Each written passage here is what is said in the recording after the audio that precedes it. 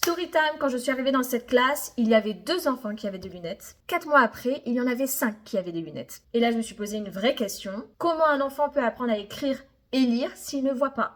Du coup, grâce à cette expérience, je repère plus facilement les enfants qui ont des problèmes de vue. C'est souvent ceux qui ont du mal à suivre, à se concentrer ou qui sont carrément dans le refus du travail. Actuellement, j'ai des CP, j'ai un élève qui est dans le refus, il me dit non, je veux pas travailler, je comprends pas, etc.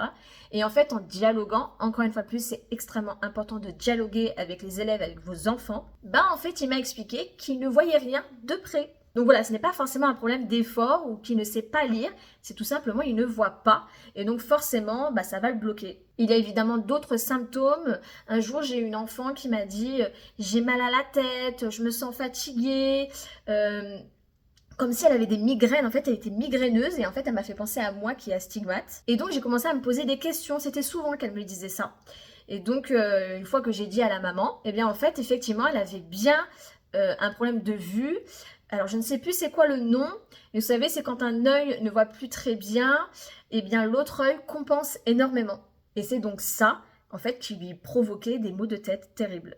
N'hésite pas à t'abonner pour entendre d'autres histoires qui en donnent une leçon. À la prochaine, ciao ciao!